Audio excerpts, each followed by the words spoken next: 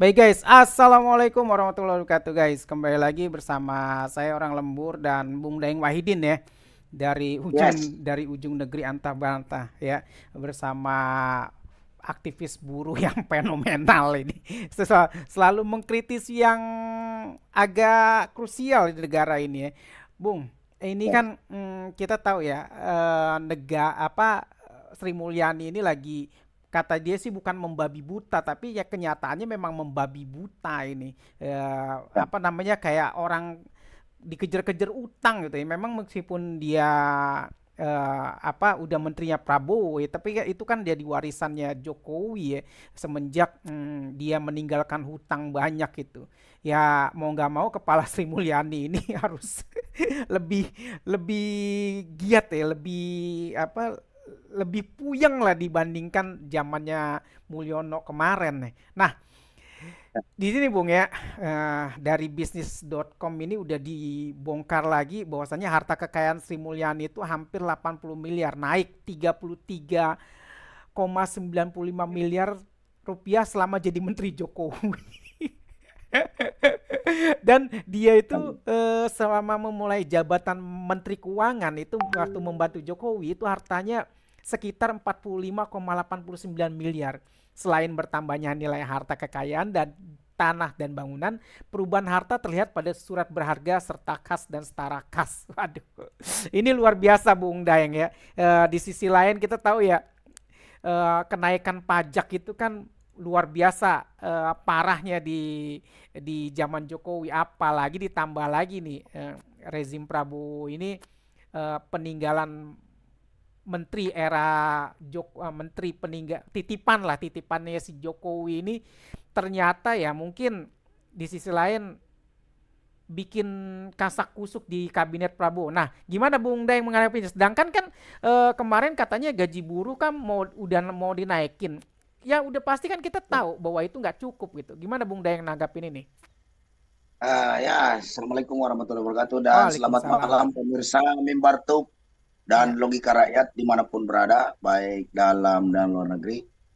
Pak Pimret, emang Pak Pimret percaya dengan laporan kekayaan apa LKHP-nya para pejabat kita?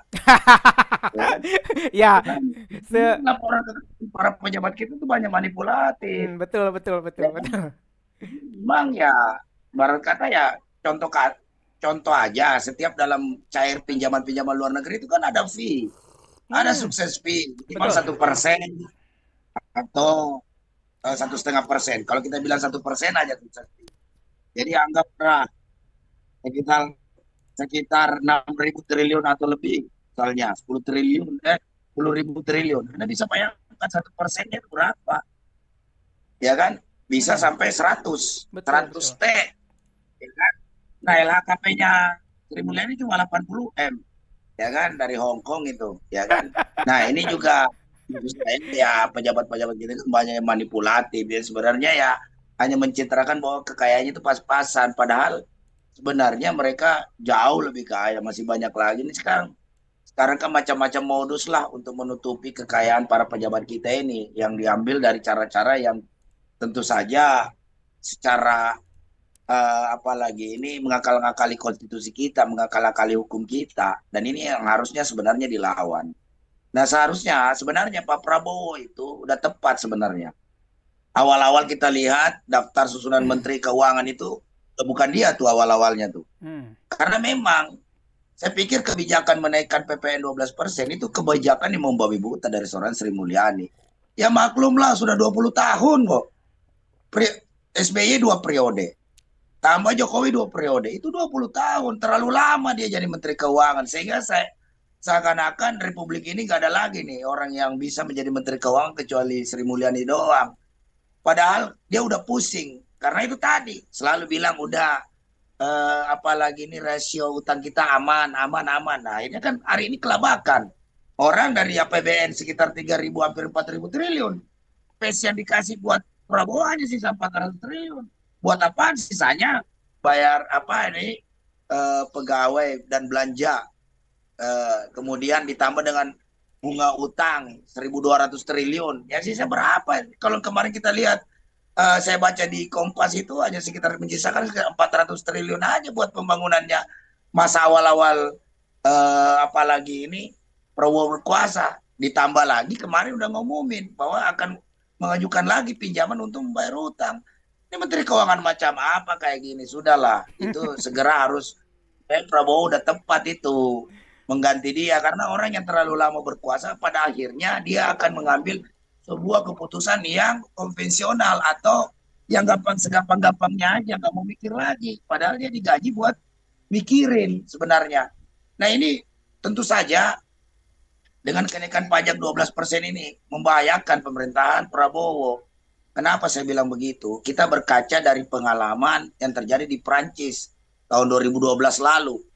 Mungkin sekitar 10 tahun yang lalu lah ketika Prancis mengalami resesi ekonomi yang luar biasa dahsyat. Di mana apalagi ini kebijakan Perdana Menteri sebelumnya Nicolas Sarkozy itu kan eh, apalagi ini utang sampai 90% segala macam. Iya, Dan betul. akhirnya muncullah pimpinan dari Partai Sosialis Prancis yaitu Francois apa ini Hollande itu kemudian menjadi perdana menteri yang menjanjikan akan merubah semua ini dengan memberikan insentif-insentif. Ternyata baru menjabat, baru dilantik seperti Prabowo begini awal-awal baru dilantik tidak lama karena melihat memang apa mungkin APBN-nya Prancis waktu itu memang juga kalang kabut juga ya. Akhirnya dia mengambil kebijakan menaikkan PPN juga dari 19,6% menjadi 20. Bayangkan cuma selisih 0,4. Tetapi ini memicu terjadinya inflasi. Harga barang dan jasa itu naik. Sama dengan ini saat ini Prabowo. Akhirnya kan terjadi demonstrasi besar-besaran. Yang memimpin waktu itu adalah serikat buruh juga. Jangan Hmm. salah. Karena yang paling terdampak terhadap kenaikan PPN ini adalah kaum buruh. Mayoritas rakyat Indonesia ini adalah kaum buruh dari berbagai sektor. Ya inilah yang paling terdampak nanti akibat kenaikan PPN 12% ini. Pasti yakin terjadi inflasi kenaikan harga barang sementara pendapatan kita stuck bahkan ada yang menurun pendapatan penghasilannya. Nah ini dari kelas menengah yang tergerus ini yang nanti yang sebenarnya yang selama ini menghidupi perekonomian Indonesia ini akan menjadi ancaman tersendiri bagi pemerintahan Prabowo ke depan karena ini bisa memicu terjadinya kesenjangan ekonomi, kemudian bisa menjadi kesenjangan sosial, bisa menjadi kecemburuan sosial. Ya harusnya apa Sri Mulyani ini ya utamakan dulu lah apa hal-hal yang perlu yang dipajakin misalnya nih ada kelompok 1% misalnya warga negara kita yang memiliki apalagi ini selama 10 tahun Jokowi berkuasa kekayaannya naik berlipat-lipat ya kan Iya. bahkan jadi warga negara yang punya penghasilan dalam setahun itu misalnya 10 miliar ke atas nggak ada salah nggak ada masalah toh juga selama 10 tahun Jokowi berkuasa dia sudah lebih banyak mendapatkan apalagi insentif-insentif tax amnesti lah bahkan dikasih pinjaman lunak lah triliun-triliun dengan bunga murah belum tambah lagi kebijakan dari regulasi perundang-undangan pajaknya diputihkan ya kan ini semua sudah diberikan semua lantas mereka mendapatkan keuntungan yang berlipat-lipat yang saat ini ketika kondisi memang bangsa ini sedang membutuhkan penguatan ekonomi tidak ada masalah mereka dipotong pajak penghasilannya sampai 30%. Oh ini aja sharing profit aja apa sih ya kan daripada membebankan kepada kelompok mayoritas masyarakat kita yang jelas-jelas dalam hal misalnya pendapatannya ini stuck. Buktinya misalnya nih kenaikan UMP, UMK misalnya yang ditetapkan oleh Pak Presiden 6,5%. Tidak ada artinya dengan kenaikan PPN 12% itu. Karena otomatis ini saja belum lagi ditetapkan 1 Januari PPN 12%. Harga sekarang udah naik. Sudah tidak ada lagi cicilan motor yang kasih DP 500.000. Sekarang minimal buruh dan kelompok ojol ini ya itu sekitar 1,5 sampai 2 juta. Tambah cicilan naik, semuanya naik. Ini bukti bahwa harga mulai merangkak naik. Bayangkan begitu diumumkan nanti 1 Januari naik lagi Pak. Jadi double-double ini kenaikan. Jadi malah akan makin membuat penderitaan rakyat ini makin dalam. Ya kan dengan kebijakan PPN. Makanya tidak salah kemarin ada mahasiswa sampai ya sedikit bentrok dengan pihak kepolisian untuk menolak kenaikan PPN 12% karena ini adalah imbas daripada kebijakan sontoloyonya 10 tahun Jokowi berkuasa. Jokowi yang memulai ini semua, menaikkan PPN dari 10% menjadi 11%. Terus kemudian merevisi undang-undang harmonisasi keuangan kita dalam bentuk Omnibus Law, PSK keuangan. Nah inilah yang mewajibkan hari ini naik menjadi 12%. Dan alasannya ini harmonisasi perintah undang-undang. Ya perintah undang-undang siapa yang bikin? Artinya rejim Jokowi. Di situ ada Partai Gerindra, ada PDIP hari ini yang berantem mulu. Siapa yang menyetujui kenaikan? Padahal semua 8 partai politik sekarang yang ada di parlemen itu semuanya terlibat dalam pengesahan kenaikan PPN ini. Jadi mereka semuanya saat ini harus bertanggung jawab. Minimal dia membatalkan lah. Ini bukan malah perang opini antara PDIP dengan Gerindra. Ngapain? Orang juga tahu kok lubang-lubangnya di DPR. Kalian itu semua yang ada di DPR hari ini, ya kan, nggak usah sok pencitraan membela rakyat. Karena kalian juga sama-sama terlibat dulu. Betul. Ya kan? Ya, mereka bertanggung jawab dong. Ya kan, jangan lantas kemudian lempar di katakan ribut berdua gitu loh. Itu mah dagelan-dagelan penipu-penipu rakyat semua. Konkretnya aja kalau memang 12% itu apalagi ini kalian misalnya tidak kurang setuju atau tidak setuju karena saat itu dipimpin oleh rejim Jokowi, karena tahu sendiri Jokowi ini kan menyandera semua kepentingan-kepentingan pimpinan-pimpinan partai politik saat itu. Jadi ya apa-apa ya harus ikuti maunya Jokowi, kalau enggak kasusnya diangkat ya kan, diproses di KPK atau diproses kejaksaan atau diproses di Mabes Polri. Persoalan apalagi ini sandera kasus kan udah selesai gitu loh. Ya kan? Ya sekarang saatnya itu Anda berhikmat kepada rakyat. Sama dengan hari kita berkuasa karena rakyat, kita harus berhikmat kepada, mewanti-wanti seluruh pejabat agar menciptakan pemerintahan yang bersih.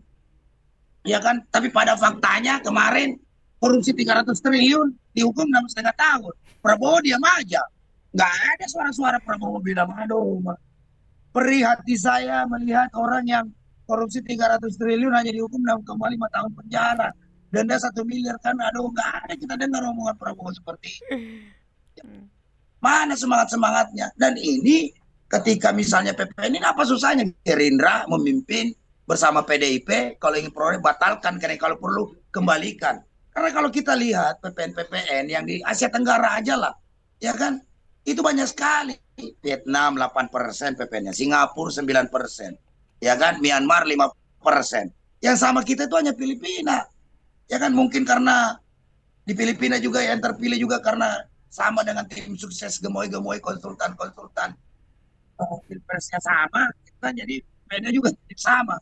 Padahal Brunei dengan Timor Leste itu PPN-nya 0%. Masa Timor Leste yang negara yang baru lahir aja PPN-nya cuma 0%.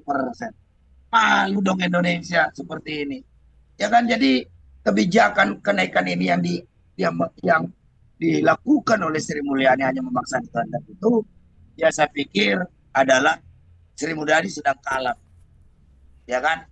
Dia cuma berani kepada rakyat kecil, tapi ketika bersama dengan orang-orang kaya, konglomerat itu, kelompok 1% itu mereka bungkam 1000 bahasa.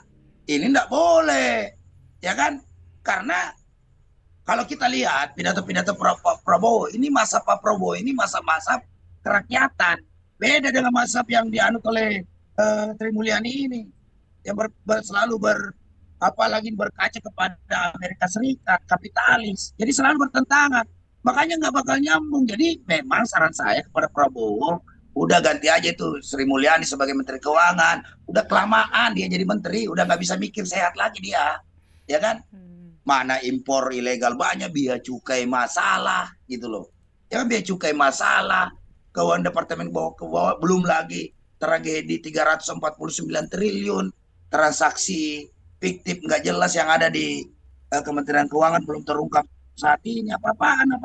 Jadi saat ini ya harusnya Prabowo sebagai presiden, kan dia punya juga semacam penasehat Dewan Pakar Ekonomi. Dewan Pakar Ekonomi Prabowo juga udah menyatakan beberapa podcast yang saya nonton, ya kan, bahwa menaikkan PPN 12% ini amat sangat beresiko terhadap pertumbuhan ekonomi kita, karena pasti akan terjadi inflasi harga-harga menjadi mahal dan sebagainya.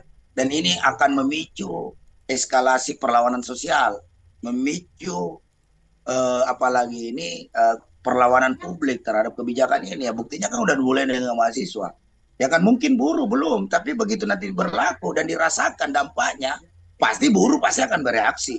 Nggak mungkin enggak. Karena untuk apa yang sekarang kita naik cuma gaji 6,5%? Ya tadinya kita mau bersyukur, tahu-tahu dihantam pajak, PPN naik 12%. Lah kalau mau berhikmah kepada rakyat, harusnya Prabowo itu ganti aja Sri Mulyani dan kemudian menetapkan PPN menjadi 10%. Kembalikan lagi aja kayak dulu. Apa sih susahnya? Ya kan? Itu. Saya kira itu, dan kemudian ya dia harus berani mengambil pajak penghasilan daripada kelompok-kelompok 1% ini yang teramat sangat seakan-akan uang Republik ini ribuan triliun tertimbun di kelompok mereka, tidak terbagi secara merata karena terjadi kesenjangan sosial yang luar biasa. Yang kaya tambah kaya, yang miskin tambah miskin. Itu saya kira juga yang sangat berbahaya bagi pemerintahan Prabowo. Jangan sampai tragedi krisis ekonomi Perancis terulang di Indonesia. Dan itu nyaris mengakibatkan Francois Hollande itu nyaris tergulingkan waktu itu, ya kan? Untuk saja satu periode dia sudah tidak terpilih lagi, ya kan? Digantikan oleh saat ini yang menjabat ini kan, itu sebenarnya. Jadi saya kira apalagi ini enak di Sri Mulyani, nggak enak di rakyat, itu fakta yang terjadi hari ini. Jadi benarlah judul podcast hari ini kita bahwa ya enakan di Mulyani, rugi di kita. Jadi kembali lagi, kalau memang Prabowo memang serius, benar-benar tidak hanya sekedar omong-omong ingin membahagiakan rakyat, ya PPN 12% ini yang tadinya hanya berlaku untuk barang-barang mewah, ternyata faktanya tidak demikian. Berlaku kepada hampir seluruh kebutuhan seharian kita. Jadi ya saya kira ini kebijakan yang benar-benar harus dievaluasi oleh Pak Prabowo. Jangan terlalu mengambil risiko, jangan menentang rakyat hari ini. Kalau memang Anda ingin membahagiakan rakyat, ingin berhikmat untuk rakyat, janganlah melawan rakyat. Karena kita rakyat pahami hari ini bahwa segala sesuatu kegaduhan hari ini terjadi baik dari sisi ekonomi, politik, dan hukum itu akibat daripada 10 tahun Jokowi berkuasa yang hari ini dampaknya kita rasakan hari ini.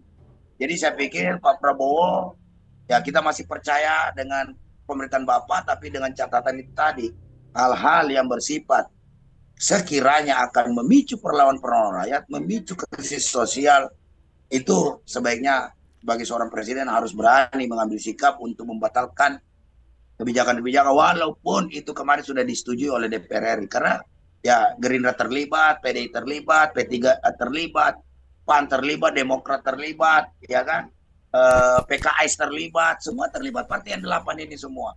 Jadi 8 partai ini bersama dengan Prabowo sebaiknya segera membatalkan, karena perlawanan rakyat pasti akan apalagi ini masih banyak cara-cara lain, misalnya rampas harta-harta para koruptor, ya kan, seperti Muiz tuh yang merugikan negara 300 triliun kok didenda cuma 1 M misalnya. Ya kan, benahi itu pengadilan Mahkamah Agung kita. Ya percuma saja polisi sama jaksa melakukan penangkapan atau tuntutan jika pada akhirnya diamputasi oleh para majelis-majelis hakim yang sudah masuk angin juga, yang gampang disuap. Nah ini semua banyak sekali yang perlu dievaluasi oleh Pak Prabowo. Dari sekian banyak persoalan ini, pilih-pilihlah persoalan kira-kira mana yang menjadi skala prioritas di tingkat awal ini, sehingga mampu menjaga keutuhan NKRI, tidak ada keributan antar anak bangsa, tidak ada lagi adu-adu basar di media sosial, hanya ingin mempertahankan argumentasi PPN 12% ini layak atau tidak. Pada prinsipnya menaikkan PPN 12% ini pasti amat sangat membebani kehidupan rakyat menengah ke bawah. Itu yang bahaya, eskalasi harus terukur. Jadi jangan sampai eskalasi perlawanan harus segera apalagi ini diantisipasi sebelum hal-hal ini terjadi, karena ya pada akhirnya ya mau nggak mau rakyat yang kesulitan pasti akan bangkit melawan. Gitu Pak Pimret. Mantap.